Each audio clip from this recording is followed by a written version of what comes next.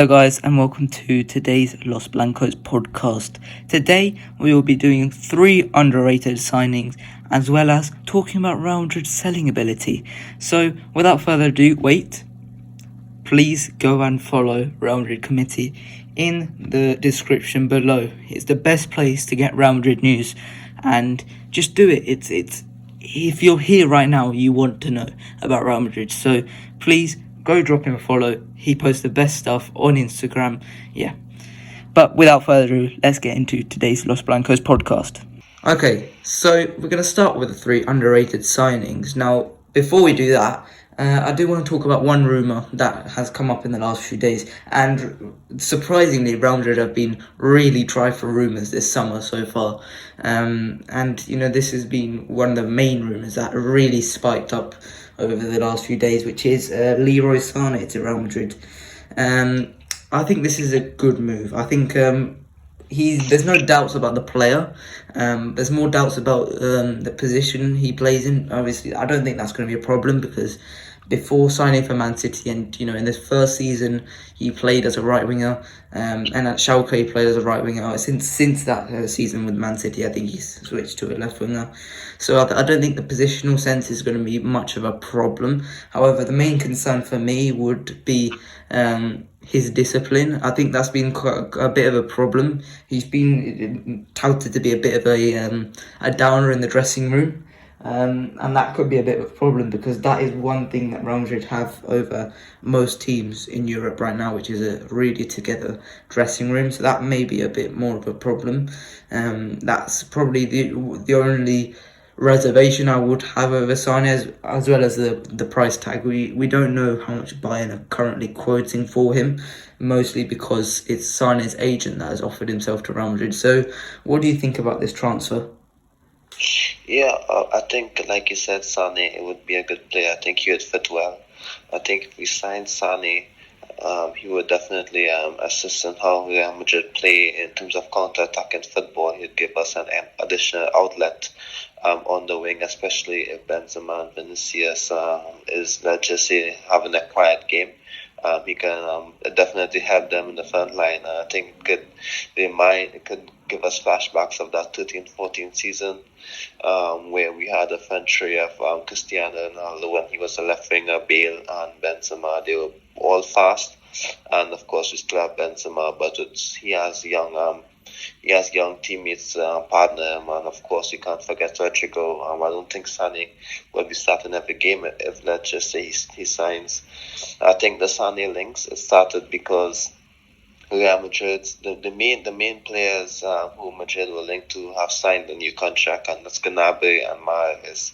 They both signed the contracts. I don't think there is any big names that's been linked to Madrid. So just maybe this is a new name we're going to hear for a couple of weeks before it dies down. But if he can fit, of course he can fit. Like I said, he would give us flashbacks of that 13-14 season. He would help out in the front line, so he would be a good addition.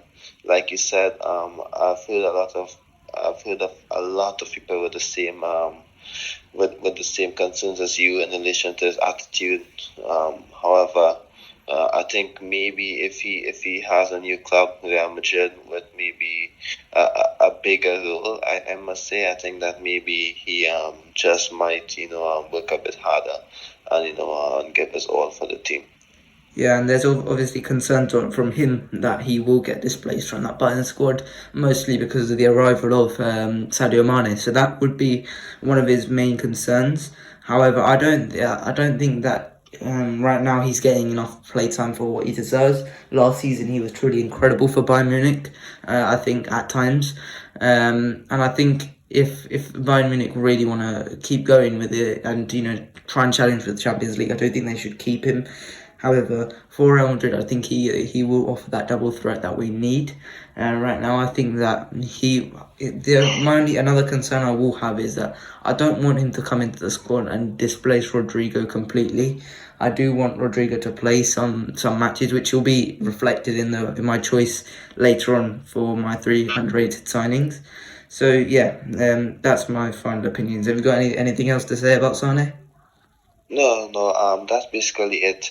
Of course, let's just say if that rumor or that report, I must say, because some reliable journalists have definitely confirmed it, then maybe we can analyze it a bit further. But for now, it's just I think it's just a still rumor, maybe similar to the Ganabe one a couple of months ago. Yeah. Okay, let's start now.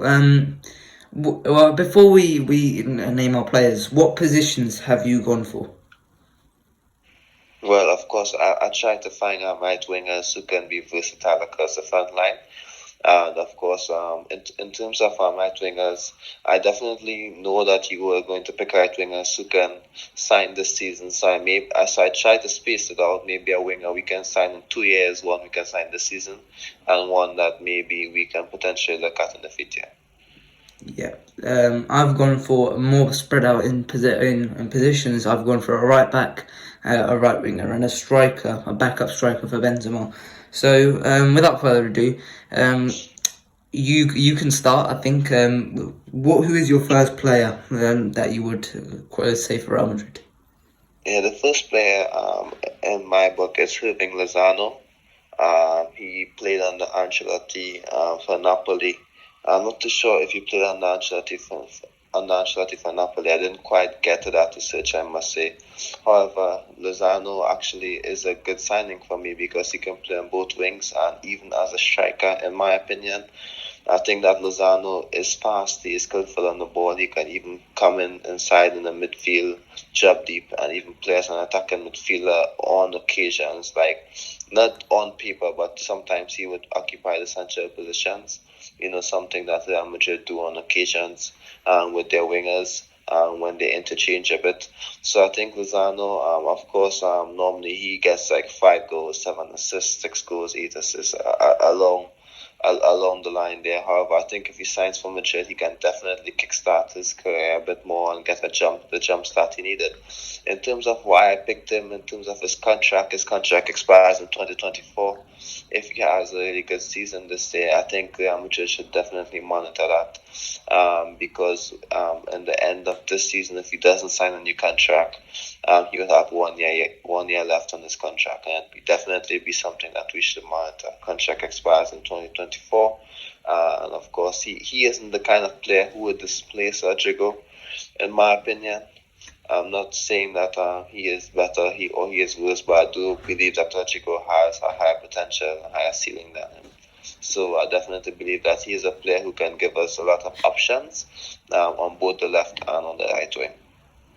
Yeah, and I think Napoli would be willing to sell. They are looking to sell a lot this summer, and he hasn't really lived up to his potential at Napoli. But at PSV he was utterly electric. He was truly fantastic. Pace for days. He was brilliant on the ball, and he could find the back of the net. He was just a problem, and he's shown that at times for Napoli, but not all the time. I do think he did play in Ancelotti's last season at Napoli, where it all went wrong. But I think, I think I do agree. I think he would be a good signing. Depends on the price. I think Napoli would be willing to sell at a low price. Like a lot of their players this summer, Koulibaly's obviously left already. They'll be looking to shift Fabian Ruiz as well. So I think there's a lot of space for Napoli to sell. So I do like that choice of Irving Lozano.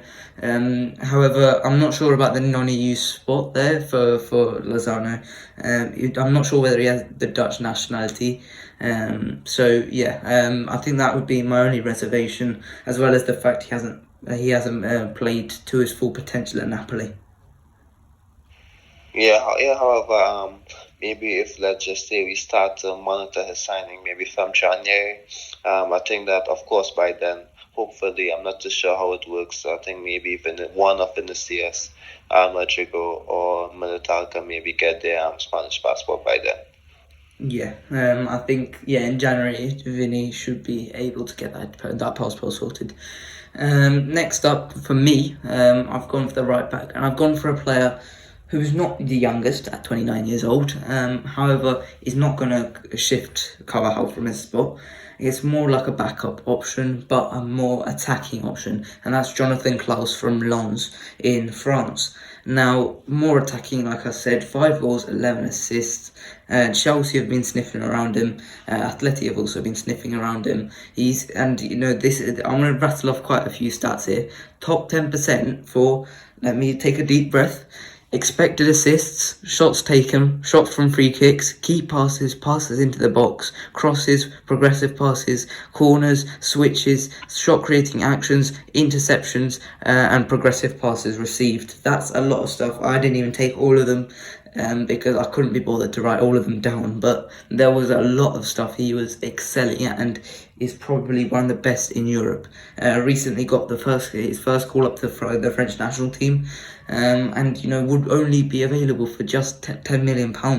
It's an easy, quick buy for a couple of seasons, 2 or 3 seasons. I reckon he could play for Real Madrid, and I think this would be a smart option to back Carvajal up and maybe put Lucas Vazquez into right wing so that maybe we can wait another few years instead of just purchasing a right wing right now. So for me, I think this would be a good transfer. What do you think of Jonathan Klaus? Yeah, I think number one, it makes a lot of sense because, of course, we definitely need a right back who can definitely cover the entire flank as well, or maybe a right back who can, let's just say, allow Carvajal the opportunity to rest without fans feeling, a bit worried about who's going to start there. So I think it's a good option. I think people underestimate the need for us to have a right back who can cover the flank and dominate the flank. For example, I think it would definitely help out the attack, in my opinion. The right wing isn't really like a source for goals at Madrid, and of course, if we have a right back who can dominate the flank, our right winger can play a bit more infield and they can play closer to the goal. So with a player who dominates the flank, it can definitely aid the right winger, and that's something that not many people would maybe see or maybe understand as much. But however, I think he is a good option in terms of his goal scoring numbers. Does he have more goals than the Rangers fullback? I think his name is Tanvir, who scores a lot of goals. Who do you think is a better option in terms of attacking and goal scoring wise? With Tavernier, I think he's a very, very good attacking fullback, but he gets a lot of penalties. I think he is the primary penalty taker for Rangers. So I think that would be the main reason why he gets a lot of those goals, and as well the fact that he plays in the SPFL would obviously increase that chance of getting goals. So I think Klaus would be a better choice because he plays in a better league, and I think a lot of those numbers wouldn't dip as much if he went to Real Madrid, as well as the fact that we've obviously had the problem with the English players, and I think Tavernier would have a similar problem. So for me, I would go for Jonathan Klaus because it would be an easy integration into the squad over Tavernier. Okay. And of course, I like the suggestion because it shows that not each player that we look at needs to be like a young player. Of course, there's no issue in signing a player who can temporarily fill a position for a couple of years. Yeah, and we're looking at Reece James for the future. I think that we might as well try and get someone for the next 2 years while we wait for Reece James to maybe take a few years with Chelsea like he wants to. So, who is your second pick of the day? And speaking of this, James, I'm going to go for a player who is all English and a player who we can definitely target in the future. And when I say the name, I would need you to give me time to explain why I chose him. However, I think it would be a good option in the future. He's English and his name is Jadon Sancho. I'm going to explain to you why I would select Jadon Sancho because I think he is in a similar position to where Felipe Coutinho was when Jurgen Klopp came into Manchester United.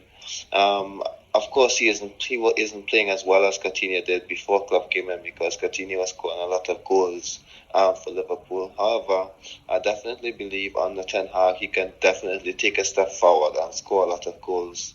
However, well, and be important, I must say, I may be one of Manchester United's main players. However, I must say that similar to Coutinho, how Coutinho felt maybe that Liverpool weren't ready to challenge for the big titles. Maybe they weren't ready to challenge for the Champions League, and he wanted to leave to maybe take a step up in his career. If he does really well, I believe that teams like Real Madrid would be interested in him in maybe a couple of years, like 2 to 3 years. If he does well under his new coach, and similar to Coutinho. Um, of course, these players may not have faith in the project. Let's be honest. If Manchester United isn't like winning trophies, the big ones in 2 to 3 years, and he's doing well, I'm sure he would want to have a next step in his career. I think if we can realistically say that James is a target for us in fullback, then I don't think saying Jadon Sancho is a weird choice. Than how some would think, because of course each player would want to take a step forward, and of course, yes, we can say Ten Hag is a good coach, and maybe he can help Manchester United to get back to the top. But I'm not too sure how long that's going to take, and I'm not too sure how patient Jadon Sancho is going to be to wait that out. So maybe in 2 years, 3 years, it's definitely a signing we can monitor, because he is equally adept on playing both wings as well. So that's definitely something we should monitor. And of course, he is a creator, a more creator than a goal scorer. So it would definitely keep Vinicius as one of our keep Vinicius playing higher up the pitch as well. Yeah, obviously the Man United problem will also be a big thing, because they're not just going to be willing to let him go after 2 or 3 years, because of the time they spent chasing him from Dortmund. Like last year, they've spent so long chasing him, and the year before they've spent so long chasing him. I don't think after 2 or 3 years they'll be satisfactory with Jadon Sancho. I do think he will take the step forward next year under Ten Hag. However, I don't think there will be the option to go for him after 2 or 3 years. I think it will take a bit longer. 5, maybe 6 years, I think, would be more realistic with the way that Man United would want to sell him. I don't think that if he does take the step forward, I don't think Man United will want to sell him unless Man United as a club don't take the step forward. And I do think that out of those players, I do think that Jadon Sancho would be the best option to buy from Manchester United, because I think that the way he responded from the Euros final, I think has been good. Not as good as Bukayo Saka. I think Saka's done it better. The way taking the penalty and missing, and obviously receiving that awful racist abuse after the final. I think he hasn't taken it as well as Bukayo Saka, but I think he's done quite well since. I think since his move, I think he's progressively got better. So I do think he can become rounded quality. However, obviously the problem is the way that Man United will be willing to negotiate, and I don't think that will come lightly, even in 2 or 3 years. Yeah, I understand that. But however, I do believe that it's definitely an option that we should monitor, in my opinion. Because let's be honest, maybe in that time frame, he can be one of the best players in the world. And of course, I'm not going to say we should be waiting for Kylian Mbappe, of course. So if we have to sign maybe one of the best players in the world in their position, maybe it should be him. I'm not too sure. I think it's a 6-year contract he signed in 2021, which would take it up to 2027. So maybe it's if we wait a bit, and of course not wait for him, but however, if the option is there, if he isn't signed a new contract, maybe in that time frame, like you said, 3-4 years, maybe we can try to sign him and see what happens. Yeah. Okay. So my second option is it's much smaller of an option than Jadon Sancho, and a lot less notorious than Jadon Sancho, but it's a player who's got amazing stats once again, like Klaus did, and another Frenchman, and he's been nicknamed the Poundland De Bruyne, and I think his stats reflect that. And this is Benjamin Beauregard of Rennes, and I think he's a very, very good player. He's very, very underrated, very very underrated, and very very stat wise, he looks very very good. I've caught a few highlights clips of him, and I think he looks very very good as well. Left footed, 12 goals, 12 assists last season, which is very very good from him. 3.4 key passes per 90, 5.8 progressive passes, and he's good under pressure. And I think this is a big thing that we rounded as a club really like from a player. He can play right wing, he can play centre mid, and I think he could try him up front, maybe as a false nine. I think he could be a useful player. And once again, like I said earlier, he does not dislodge Rodrigo from his spot, which is the main thing I want from this right winger, rather than just to come in and just absolutely just nick Rodrigo's spot. I want a guy who can challenge rather than completely take it. So I think Beauregard would be a perfect option, and I do think that he would cost under 20 million from Rennes. I think this would be a smart transfer for a guy who's a very good set piece taker, and we've both pointed out how Toni Kroos's set pieces have gotten worse over time, and I think that this would be a good player to get from for a set piece point of view.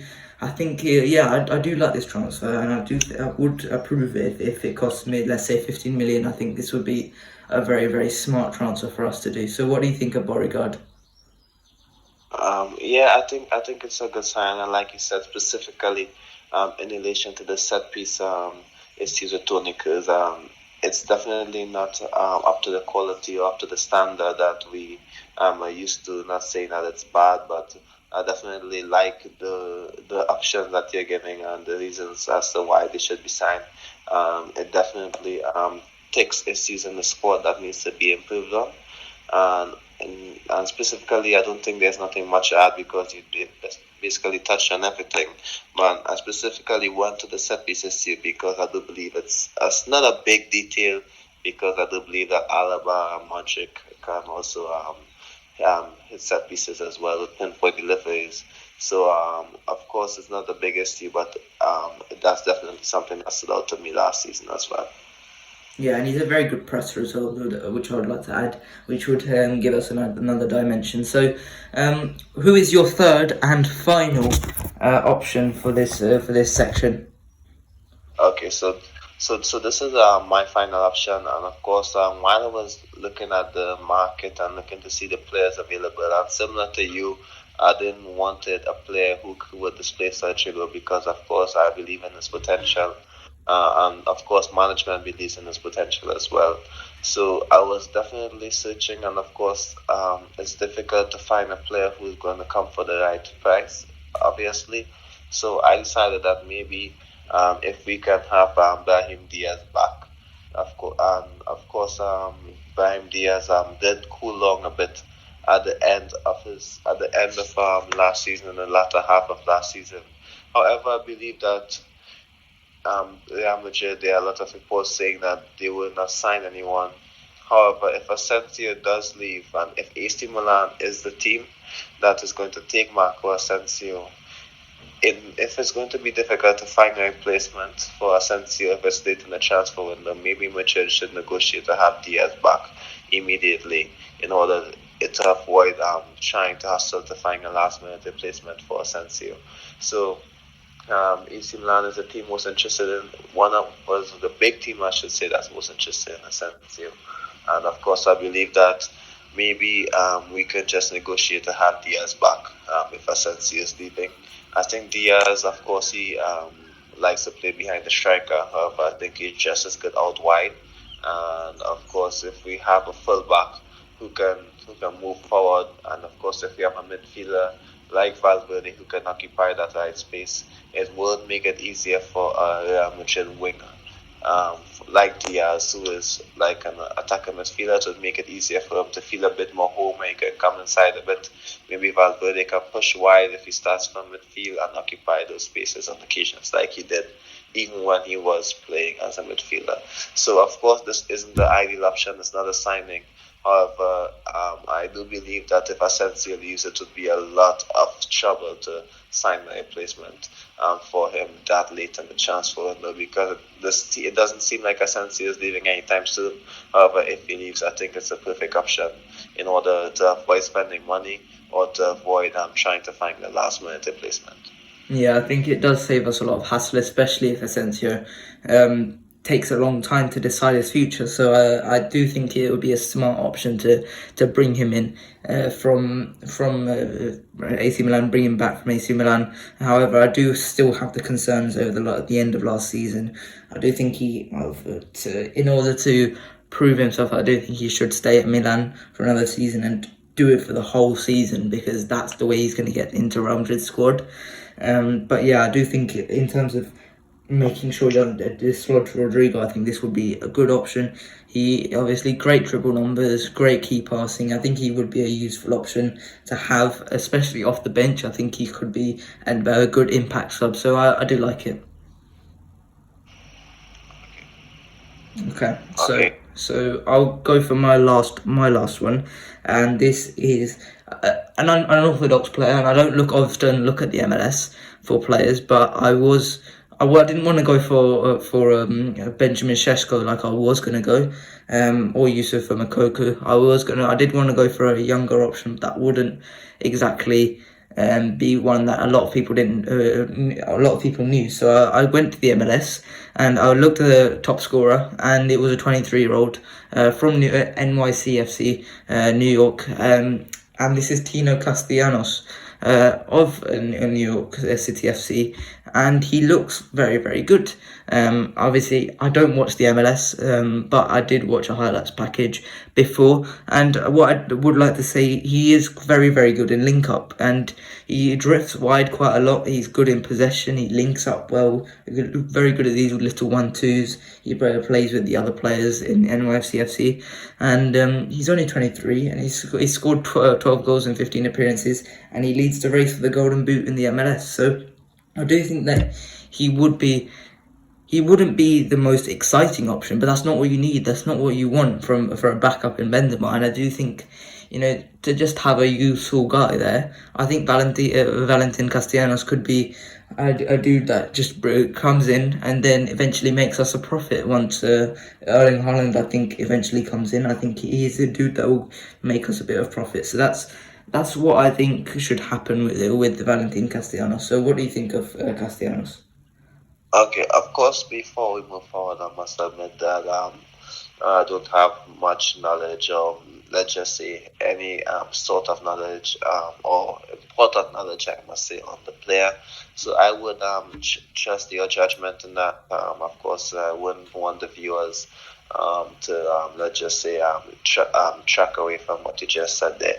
So I would leave that last bit to you. However, I would just say, yes, you're correct. I don't think the backup position to Benzema needs to be a goal scorer who's going to score 20 goals a season, because they're not going to score 20 goals a season if you're back up to Benzema. Luka Jovic will know firsthand, of course, because I think he did score in his 20s for Frankfurt in his last year, and he couldn't get more than 3 goals in his 3 years at Madrid. So I think the backup striker at Madrid should be a player who can link up play and, of course, just fill in.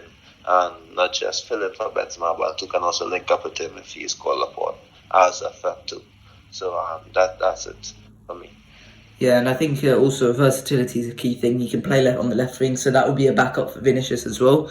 So I think, I do like this transfer. For 10 to 15 million, West Ham are also interested, I believe. Or is it might be another Premier League club. I'm very, very sure a Premier League club is very, very interested in him. I think it's West Ham, considering they need a striker. But I think Castellanos will be a good buy for us. Easy profit, I think, as well. I would approve on this transfer. However, the non-e-sport, I'm not sure what his nationality situation is like. I should have checked that before, I do admit. But yeah, I do like this transfer. So that's it for this section. Next section, we'll be talking about Real Madrid's selling power. So join us after this short interval. Okay, So this second part of today's podcast is something we haven't done before, which is talking about Real Madrid's selling ability. Now, this summer we have made three sales that are not due to free transfers. Three are Luka Jovic for €0, Victor Chust for €900,000, and one that hasn't been announced yet, which is Kubo, which for €5 million. Now, these are three players who Kubo we signed for free, Chust came from the academy, but Jovic we signed for 60 million. I feel like we haven't extracted the most financial value out of them we could have, and this is a problem that I've had for that I've thought of for quite a few years now. And we've just got to look across Spain to see how to actually sell players, because we're finding things difficult at this club to sell players that we should really be easy to sell. Let's take an example, Mariano Diaz for example, right? We've both of us have said for many times that if Mariano Diaz was put in Raul de Tomas's situation and Raul de Tomas would be a Real Madrid player, I think both of us said that it would be the roles reversed. I think that Mariano would be banging the goals for Espanyol and Raul de Tomas would be playing back up to Benzema and barely ever playing, right? However, we are struggling to sell even Mariano Diaz to Fenerbahce, who have somehow managed to household Mesut Ozil. Yet we can't shift Mariano Diaz, who, let's be honest, in Turkey I reckon he could be a goal machine. He would be an absolute goal machine. Yet we can't sell him to Fenerbahce for God knows why. And Jovic, £0, 50% sell-on clause. I refuse to believe how we could not get a single euro out of that man. You know, we sold him for less than a Kit Kat. We sold this man for less than a bag of Walkers. Like, this is not like he went on a free because he has no time left on his contract. He had plenty of time left on his contract, and I just feel like we as a club do not extract the most value out of these players. So what do you think of that? Yeah, and to a point, I understand where you're coming from. However, I must also say that it's a bit understandable as to why Real Madrid cannot sell these players. For example, Real Madrid will not sell their best players. For example, a player like Camavinga, if he's on the market, I'm sure a lot of teams would be interested in him. Valverde, a lot of teams would be interested in them. However, Madrid will not sell their best players. It's not like it's a Dortmund situation where they are selling club to their best stars. So it portrays the fact that they can easily get a lot of money out of their players. Real Madrid can sell players if they are young and they have value. For example, we had no issue selling Hakimi. We had no issue finding suitors for Hakimi, Theo Hernandez, Sergio Regular, Marcos Llorente, just to name a few. Even Martin Odegaard, I'm not too sure if I mentioned him, but if it's a young player who has value, there would be no issue selling players. Just like a team like Dortmund or Ajax, there would always be teams interested in players who have a lot of value, in my opinion. So, for example, if it's a player like, let's just say, Vallejo, Mariano Diaz, or even Dani Ceballos who isn't playing, it's difficult for a team to, let's just say, to look at the price that Madrid would want and say, okay, let's sign this guy. He's doing well, because the truth is they're not doing well. They're playing, even if they impress maybe once or twice a season, that isn't like classified as doing well. They can do a job and you can see that they can do it. However, it's difficult for teams to pay an amount for a player who plays maybe 3 games for the season, or in Ceballos' case 10 to 15, which isn't ideal. However, it's just that. That's why Ceballos is the one who maybe Madrid can get an amount or a fee for, because he has played more, and for example, the media for Ceballos isn't bad. It's actually, let's just say, good or okay. So of course his reputation would be intact, and teams would be willing to pay that amount for him. Not like, for example, Mariano Diaz, who, let's just say, has a bad media because he isn't playing, and of course he's refusing to leave. So teams would maybe look at that. So when Madrid is selling these players, they'll have to compensate like they did for the Jovic deal, unfortunately, because of course no team would want him, no team would be interested in him, and we'd have no choice but to compensate maybe in wages and the amount of the fee. So I think that's something that we should look at. The bargaining power will not be with us. So that's a bit unfortunate. And even if you look at a player like Isco, the contract he had at Madrid, why would he want to leave and go to Sevilla and drop his contract last year when he could do it this year and maybe spend an extra year at Madrid? For a lot of these guys in Madrid, even though they are not playing, the lifestyle I think is good. They don't want to relinquish it or compensate and maybe take a step down. So that's maybe something that we need to look at. Okay, and finally, before I hand over the floor back to you, I must say that's why I admire Borja Mayoral, who always wants to play football. He wants to play, even though I think he's been offered the backup position to Benzema. He has ambition to play more elsewhere, and a lot of that has to go down to the willingness of the player. That's why I have a lot of respect for him because of his willingness to play football. Of course, I'm sure he's seeing the Mariano situation and saying, okay, I don't want that to be me in 2 years or 3 years. I want to play football. So let me just, if there's an opportunity for me to play football, let's see what happens. Of course, Raul de Thomas is in the Spain squad. I'm not too sure how long he's going to stay there. But of course, Mayoral maybe can see himself playing for Spain, and I'm happy for him if he leaves. Unlike Diaz, of course, we know he can score goals like he did for Leon. But I think, in my opinion, the time has passed for him. I don't think if he leaves now, he's going to maybe get 10 plus goals a season. Unfortunately, because he isn't playing unless he goes to a lesser league. So that's the unfortunate situation. That's why I stated Vallejo needs to leave this summer, because of course he isn't going to play the season. In my opinion, he isn't going to play much, and he's, let's just say, fifth choice centre back. And Madrid do not need a fifth choice centre back. You can easily just draft a Castilla centre back or Casemiro in there. So Vallejo's value will jump next season, and we will have issues selling him if he stays because the player wants to fulfill his contract. That's an unfortunate situation, but that's just the fact at the moment.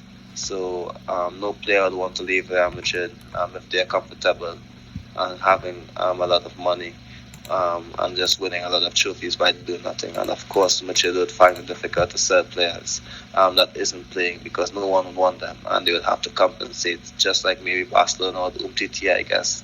And of course, if it's a young player, any team would be interested in them. A young player with potential, of course, teams would want them. So I don't think it's an issue with Real Madrid selling players. We sold a lot of our talented players, but I think most teams would find it difficult to offload players like Diaz or Vallejo, who isn't really playing as much, or even Audrey Sola. Even though they're playing, they knew that Madrid would want to sell, so Madrid would automatically start off in a low bargaining position. Yeah, but I accept that these players, they're because they're on the older side and they're on a fat wage, they probably don't want to leave. However, like I said earlier, if we just look across Spain to Barcelona, right, and just this summer we've already seen two deadweight players in Coutinho and Longley both leave Barcelona. Longley on loan and Coutinho for a good sum of money, 20 million, I believe it was, to Aston Villa, right? And Longley at that point, he's not playing for Barcelona, and I accept he's at an okay age, 26, but that's a similar age to what Asensio is at, and we're struggling to sell Asensio. And Asensio has the thing where he can at least contribute goals. We've proved last season that he was a starter and he was contributing goals, right? And Longley was not doing that. He was actually shipping goals last season for Barcelona, and I do think that Tottenham just came in and put in a loan offer, and Barcelona were able to shift him on, and that's easy stuff for Barcelona to do. Same with Coutinho, because they saw Aston Villa came in for him last summer, and obviously that had to do with Steven Gerrard's pull. But I do think that Coutinho, well, Sure, at age 29, really, is that easy to get rid of him? And even in the last few years, just to take last year into account, they got rid of Emerson. Really, realistically, a deadweight player. We've seen that at Tottenham. He's just a bit of nothing. He's not very good, in my opinion. Junior Firpo's absolutely stunk it up at Leeds. How Barcelona managed to gain a profit on him is beyond me. Griezmann, who's likely to go back to Atleti this summer, how Barcelona managed to get 50 million for him was beyond me. And Pjanic, they got his fat wage off the wage bill rather easily to Besiktas. And we're dealing with a similar situation with these players. Jovic, £0. Yeah, he's 26. You could have done something similar with that Barcelona did with Longley. Surely Arsenal would have been interested in him. Needing a striker. Same with AC Milan, and they need a striker next summer. I don't think they can trust Giroud and Ibrahimovic to stay fit for the whole season. Surely they could have gone in for Jovic for a year's loan. I mean, I'm really struggling to see how we are struggling to sell these players, because players like Vallejo, who should be easy to sell after the end of last season. If I would say that if Vallejo was doing that for Barcelona, there would be a lot more suitors. I don't know what the difference is. That's the main problem. I don't know what the difference is between Real Madrid and Barcelona in terms of these things, because for me, I think that Real Madrid would be a better selling destination than Barcelona, purely because when you got these players coming up from La Masia, they're designed to play only one system, whereas in Real Madrid's youth ranks, they're designed to play multiple systems, and that suits world football more than just getting these players, and they're suited to Barcelona. However, if they're not, then where can they go? Because they're not going to go to Getafe and play beautiful tiki-taka football. So for me, I think that we should be finding this much easier to sell players than Barcelona, yet we don't. And I do think that's an issue with the hierarchy, with that we should be getting higher fees, firstly, because look at Asensio. We're quoting 15 to 20 million for him. I think we should be getting at least 30. In my opinion, he may not be worth that, but I think we should be getting that amount from him, especially the amount of clubs interested in him. Liverpool, Man United, AC Milan, all reportedly interested. I think we should be getting a good fee for Marco Asensio, and even in centre mid, Dani Ceballos, and he was fantastic at the end of last season. Surely Betis can come in with a better offer than £5 million, €5 million. Surely that there is a better offer than that. Surely we can get at least 20 million for Dani Ceballos. Even Vallejo, surely you can get at least 10 million for Jesus Vallejo. Sure, like these players who are deadwood, surely we can get a little bit more than what we're getting, and surely we should be finding it a little bit easier, because they've got Real Madrid pedigree right at that point. And I've made this point a couple of weeks ago. No player who plays for Real Madrid is bad. That's a false myth. You can't tell me that Mariano's a bad footballer. You cannot tell me that Jesus Vallejo is a bad footballer. They may not be Real Madrid standard, but they're not bad footballers.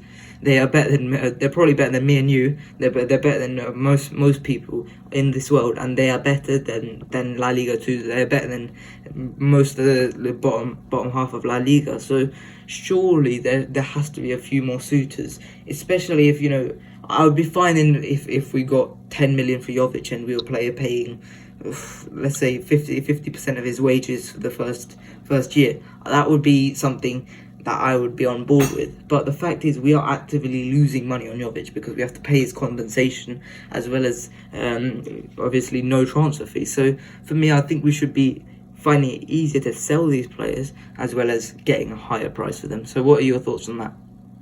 Yeah, and I actually do understand what you're saying, because coming off from a Champions League win, where a lot of players contributed, even Ceballos and Vallejo contributed to an extent, of course, I can see where you're coming from, and you made a lot of sense there. We should be selling those players easily.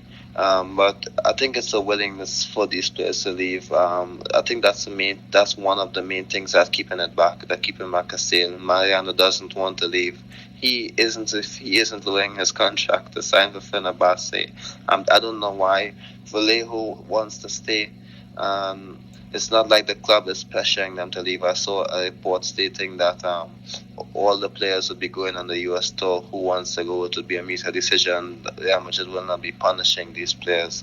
So I think a lot of other clubs are taking steps to let's just say extradite players who isn't part of the squad plans by sending them down to play in England. You see a lot of these players playing on the 23s. A lot of these players are left out of the club summer tour, like Sergio Reguilon at Tottenham Hotspur, and of course Dembele was threatened at Barcelona last year. So I think at Madrid, I'm not saying I want the team to do that. However, that's possible reasons. So of course, I don't think the players are doing anything wrong by saying that they want to stay. However, I think that they should at least try and compensate for the club and maybe just I'm not for. I don't want to say I want them to leave or I'm forcing them to leave. However, they should do it for their futures, if not for the club, in my opinion. Because after Madrid, what are they going to do if they're not playing for 2 to 3 years? And I think the main thing is the players' refusal to leave. In relation to Asensio, yeah, I think we should definitely get at least 30 million for him. However, I think Asensio at this time, I'm seeing that he wants to stay, and maybe he would have better options come the end of the summer next year when he's a free agent, and of course signing on bonuses, etc. So, of course, a lot of that has to be down to the players. But yes, I agree with you. I do believe that we should do a better job than selling players. And of course, I'm not too sure why Betis is the only team that's interested in Ceballos. Maybe that's because Ceballos only wants Betis. I think I doubt that, because I'm sure if Arsenal was to be in for him again, I'm sure he'd be interested in going back. If let's say Leicester City wants to sign Ceballos, I'm sure he'd be interested in going there. So yes, I understand your point. It's difficult to see why we cannot get, at least 12 million. I think 20 million might be too much for Ceballos, but at least 8 million for him. I think that would be fair enough, so because he has 1 year left on his contract. So it's a bit difficult to see. But for me, the main thing that's holding back sales for me is the players' ability to push for a move. I don't think much of the Madrid players are pushing for a move, which is a bit unfortunate. Yeah, and we have to find solutions as well to this problem. If we really want them out, if we want them to go, then we've got to actively go out there and push them, not just take a seat back and just watch and just let them decide on their own. We've got to be nudging them out the door, and not actively just throwing them out the door, but just slowly and steadily just nudging them out the door. Even if that's hiring someone like Marina Granovskaya. I'm not saying we should hire her, because she may not be willing to go a step back into football without Roman Abramovich. Even if it is like that, I think that we've got to find a solution somehow, some way. We're looking for a director of football. We looked at Michael Edwards. That would be a good person to come in. Granovskaya, like I just said, is an incredible salesperson and an incredible director of football. And in terms of, we looked at Luis Campos last summer. I think that we genuinely have the ability to do something with these players, but we're not doing enough in terms of just trying to get them out the door, and that's the main problem in my opinion. That is all that should be said about this. Have you got anything else to say on the matter? Well, I would just finally say I don't think that Ancelotti maybe is a coach to do that unless there's a big issue. I'll just say that Ancelotti is the kind of coach, to be honest with you, but maybe not the coach to actively leave you out of sessions or maybe cast you away. So I think that's maybe why players are finding it easier to stay at this time and this specific season. So that's it for me. Of course, I'm sure that we will touch on the topic more as the summer goes along, according to how the sales goes, and see what happens. Yeah, and let's hope the summer livens up a bit, because this is getting kind of dead in terms of Real Madrid, because there is no sales, no signings, no rumours. This is starting to get a bit boring, because there's absolutely nothing to talk about. So obviously next week there will be the first pre-season match, and I think we'll review that one next week against Barcelona, El Clasico, and beyond that, let's see what happens. So I hope you guys enjoyed today's podcast. Please like and subscribe, and I'll see you guys later. Bye bye.